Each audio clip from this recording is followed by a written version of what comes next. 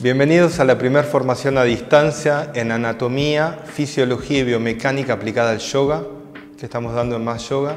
Nuestra idea es que podamos a lo largo del año tener toda una formación en yoga terapia para que ustedes al final del año, cuando vean un alumno haciendo una práctica, puedan entender qué tejido es el que están estresando, qué riesgo corren, qué tejidos tenemos que cuidar, qué tejidos le podemos pedir más y poder ayudar a nuestros alumnos a participar en una mejor rehabilitación y tener clases más seguras de yoga. No vamos a tener aquí en estas 12 clases conmigo una formación de anatomía destinada a recordar los músculos, los reparos anatómicos. Para eso están los libros. Nuestra idea va a ser ir enlazando contenidos aplicados al yoga y sobre todo a la biomecánica, para que ustedes cuando estén en una clase puedan entender qué es lo que están haciendo. Yo lo que me imagino es como si fueran ladrillos Lego. Cuando uno agarra ladrillos Lego, cada uno arma lo que quiere. Nosotros le vamos a dar ladrillos Legos en anatomía, en fisiología y biomecánica acá conmigo. Van a ver más adelante ajustes de asanas con Nora Maas. Después, junto a Paula Rodríguez, vamos a dar cómo ajustar los asanas a cada patología de cada paciente. Entonces, nuestra idea es que ustedes con esto armen su práctica. Yo sé que detrás de esta cámara en este momento hay un montón de personas y hay practicantes y docentes de Ashtanga, de Iyengar, de Hatha dinámico. Cada uno lo va a adaptar a su práctica. La idea es que cuando termine el año, todas las formaciones, o si hacen solamente esta formación, estén mucho más seguros y plantados como docentes frente al alumnado, estén más tranquilos. Yo siempre digo que hay dos clases de profesores, los temerarios y los temerosos. El temeroso que frente a un alumno con una patología no toca porque tiene miedo, porque no sabe qué es lo que está pasando ahí. Y el temerario, el que cree que todo lo puede arreglar y se tira encima y también hay lesiones ahí. Nuestra idea es ni temerosos ni temerarios, sino bien formados. Entonces vamos a empezar hoy con la primera de las clases sobre columna vertebral. Me voy a presentar, mi nombre es Aníbal Yaroski, empecé hace 30 años ya como alumno de eutonía, luego dando clases de eutonía, soy kinesiólogo recibido en la Universidad de Buenos Aires, luego me especialicé en RPG, en reeducación postural global, y soy osteópata, que es lo que principalmente hago hoy día, aparte de mi práctica personal de yoga y mis tareas docentes que me gustan mucho. Este es el punto de partida desde el cual voy a hablar. Entonces vamos a hablar un poquito en todo este recorrido de clases, tratando de pensar siempre en una anatomía aplicada a una clase de yoga. Por supuesto, van a surgir un montón de dudas. Nuestra idea es que esta sea entreabrir una puerta de anatomía para que ustedes puedan ir a libros, googlear si es que esa es la fuente de información que tienen, bienvenido. Tengan cuidado, siempre googleen páginas más elaboradas, no las más cortitas, no notas de diarios. Hay buenas cosas también en internet. Nuestra idea es que esto abra la puerta para estudiar. Y por supuesto, cuando uno empieza una clase, mismo cuando doy presencial y tengo un alumnado delante, es para mí imposible graduar el conocimiento previo de cada uno. Yo sé que en este momento me está mirando gente que recién se recibió de profe y está con más dudas que otra cosa, y gente muy bien formada, con formaciones muy profundas, con gran conocimiento de anatomía. No es que nivelarlos es difícil, es directamente imposible en la previa poder darle exacto a cada uno. Entonces, yo siempre me acuerdo de un profesor de la facultad que decía: no hay preguntas tontas, sino tontos que no preguntan. Entonces, la nivelación la van a hacer ustedes. El que sienta que voy rápido en algún contenido, me va a poder preguntar y repreguntar todo lo que precise. Y el que siente que alguna cosa que digo es un poquito básica y le gustaría exprimirme, ¿no? Sacarme el jugo un poquito más, me va a poder preguntar para profundizar. Entonces, ustedes se van a autonivelar con las preguntas. Vamos a tener una clase semanal. Después de esta clase nosotros le vamos a pasar una tarea o un video para ver o algo para leer o un trabajo de profundización. Y a la semana de haber publicado este video, ustedes van a tener una clase conmigo online, abierta, camarita en vivo, donde me van a poder preguntar. También durante las semanas pueden mandar sus preguntas y dudas. Con lo cual van a tener un montón de instancias. Si bien esto es a distancia, es virtual, vamos a tratar de mantener el mayor contacto posible. Durante toda la semana van a tener una tutora académica a quien pueden mandar preguntas si algo no entendieron, si quieren preguntar algo adaptado a una postura de yoga. Vamos a tener una tutora académica que los va a seguir durante toda la semana Y por otro lado, una secretaría organizativa para todas las cuestiones de pagos, cosas, dudas, problemas de conexión, todo lo que tengan. Es bastante clara la organización para que ustedes puedan preguntarme a mí, a la tutora, y mandar las preguntas para la clase de la semana que viene. Vamos a tratar de que esta modalidad virtual no nos quite la calidez. Y por supuesto, cuando hagamos nuestro encuentro presencial, que va a ser una vez en el año, ojalá puedan venir a Buenos Aires, nos veamos las caras, nos demos un abrazo, tomamos un mate y podamos profundizar en persona con todos los que se puedan venir a nuestra escuela en Buenos Aires. Esto para los que puedan. Para los que no puedan, vamos a seguir conectados online. Van a tener también una instancia horizontal entre ustedes, donde puedan intercambiar información, donde puedan entre ustedes cruzar información, experiencias, dudas, consejos. Entonces vamos a tratar de reproducir un clima académico lo más productivo posible, donde cada uno desde su casa pueda aprovechar. Por supuesto, esto es como ir a cualquier curso. Si me siento y me rasco, lo desperdicio. Si me siento, profundizo, repregunto y valoro mi dinero, valoro mi tiempo, saco contenidos. Y por supuesto, uno ha hecho cursos donde se sienta, escucha y después cuando llega a su casa agarra el cuadernito, lo guarda ahí y lo deja. Esa es la mejor manera de olvidar. Acá lo que es escucharme, pero el proceso de aprendizaje se hace después con estudio, volviendo a ver las cosas, releyendo, yendo a sacarse una duda, algo que no entendieron. Bueno, espero que todos lo puedan aprovechar. Hoy vamos a empezar con la columna vertebral. Vamos a ver a lo largo de las 12 clases columna, músculos, nervios. En algunas clases va a ser más puramente anatómica, de comprender cómo están conformadas las cosas. En algunas vamos a profundizar un poquito más en la fisiología, que es comprender cómo funcionan. Y en algunas vamos a profundizar un poco más en la biomecánica, que es entender qué pasa con esto en movimiento. Porque yo tengo que... Todo es muy lindo, pero cuando un paciente está... Perdón, esa es una desviación mía, yo hablo de pacientes. Cuando un alumno de ustedes está haciendo adomuca, yo tengo que poder verlo y entender qué está pasando en sus ligamentos, qué está pasando en sus isquiotibiales, qué está pasando en el disco, si él hace así o hace así. No vamos a ver en esta formación cosas de patología, que yo sé que es la duda, o sea, porque cuando veamos la vértebra, todos quieren saber sobre hernias de disco. Eso lo vamos a ver en la otra formación. Pero quédense tranquilos que cada ladrillo Lego va a ir apoyado sobre otro para que ustedes cuando termine el año estén mucho más firmes, tengan muchos más conocimientos y sobre todo se hayan enriquecido sus clases. Lo que van a ver aquí, si hacen ajustes de asanas con Nora Maas, van a empezar a entender por qué Nora ajusta de una manera. Cuando veamos hernia de disco, esto que vamos a ver hoy, lo van a entender. Entonces es todo un conocimiento que se va a ir estructurando. Y cuando hagan yoga y ayurveda con Paula Rodríguez y Paula les marque algo y diga, bueno, el que es pita o el que es bata, todo esto se va a ir construyendo en un contenido, pues es lo que hacemos nosotros. Están metidos dentro de una formación en yoga terapia y nuestra idea es que la puedan aprovechar. Bueno, bienvenidos, vamos a arrancar. Vamos a pasar a ver ahora las distintas partes de la columna. La columna, si todo está bien, tiene 24 vértebras, 7 vértebras cervicales, 12 vértebras torácicas o dorsales. En realidad son torácicas, pero les decimos dorsales también. Todas las vértebras son dorsales porque están en el dorso del cuerpo, no es la denominación exacta, pero hoy por hoy se habla de dorsales o torácicas y todos entendemos. Y 5 vértebras lumbares. Abajo tenemos el sacro, que es la fusión de 5 vértebras.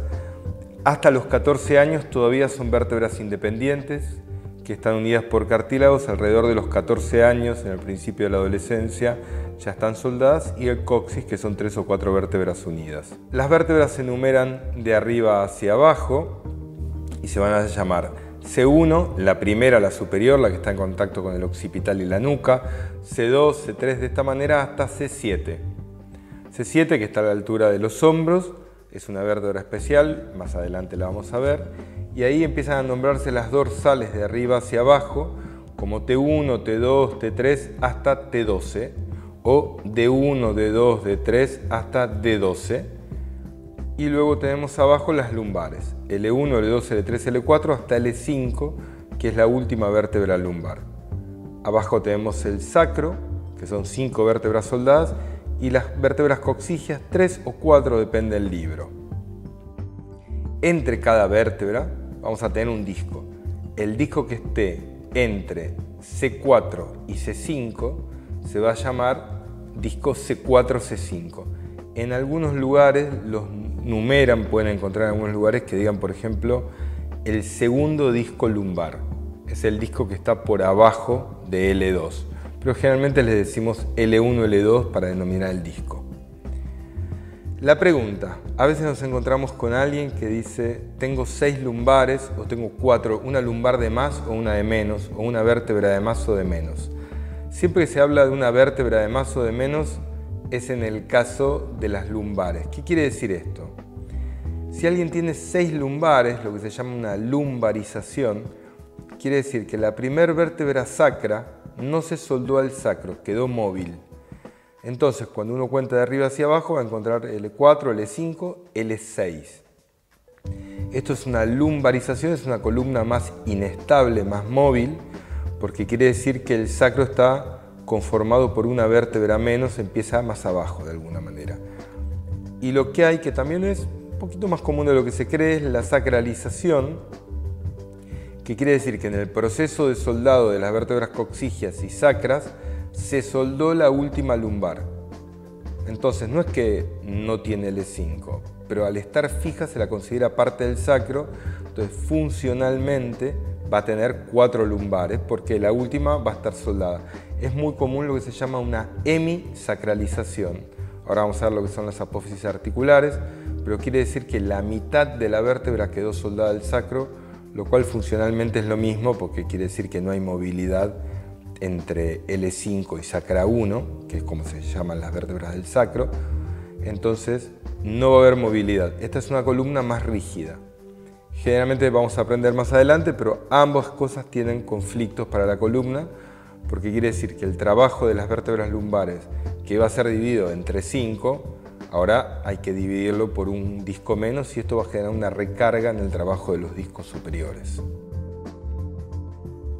Vamos a ver los nervios espinales. Los nervios espinales es el sistema nervioso central, toma todas las decisiones en el cerebro, recauda información, manda órdenes y esto baja por la médula espinal. La médula espinal, por debajo de cada vértebra, va a ir sacando un par de nervios espinales. Decimos un par porque es el derecho y el izquierdo.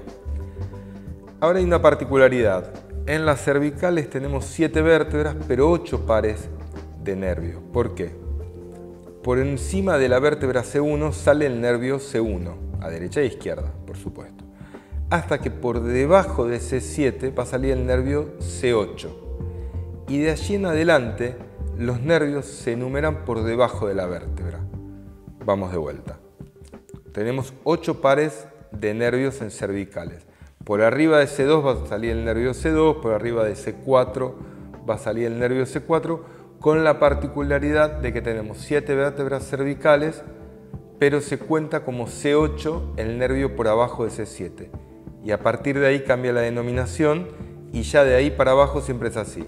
Por abajo de T5 va a salir el nervio de la vértebra T5.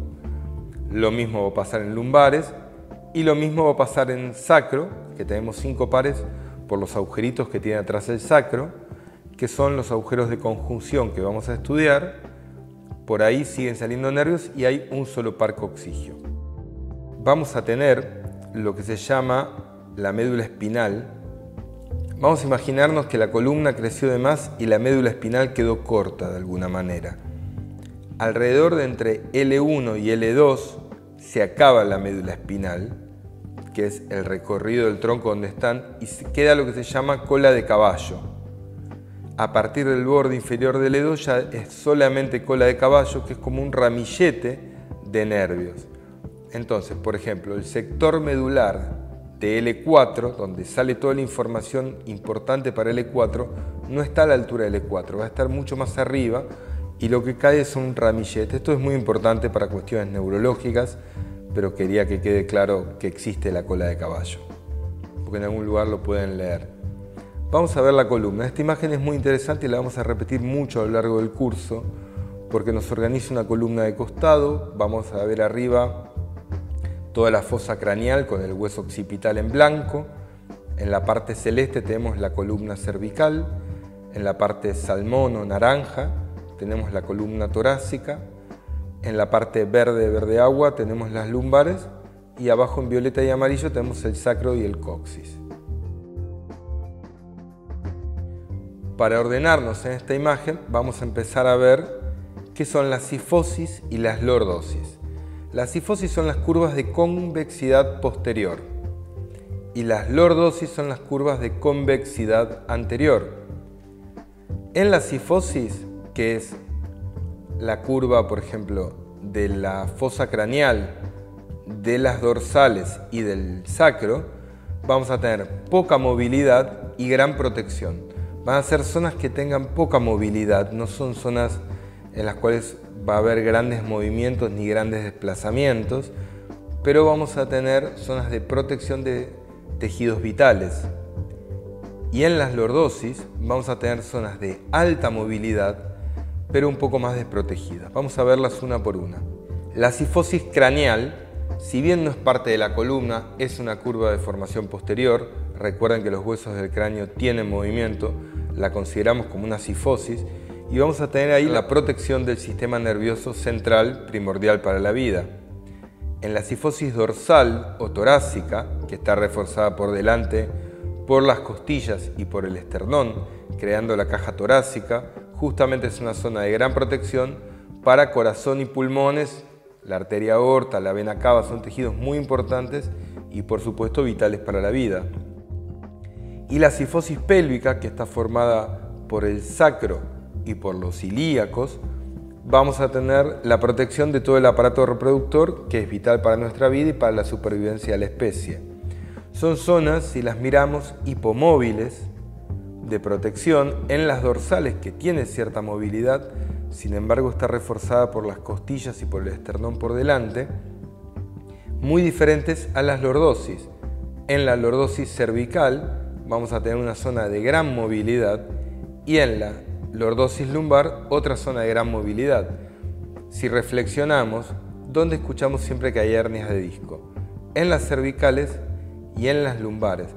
¿Existen las hernias de disco dorsales? Sí, existen. Son muy raras, dudo que hayan escuchado alguna, las he visto como un hallazgo en una radiología, pero generalmente son asintomáticas. Las zonas hipermóviles de nuestra columna son las cervicales y las lumbares, y por supuesto son las zonas donde vamos a tener mayores problemas. Con esta diapositiva hemos terminado la primera parte de esta clase.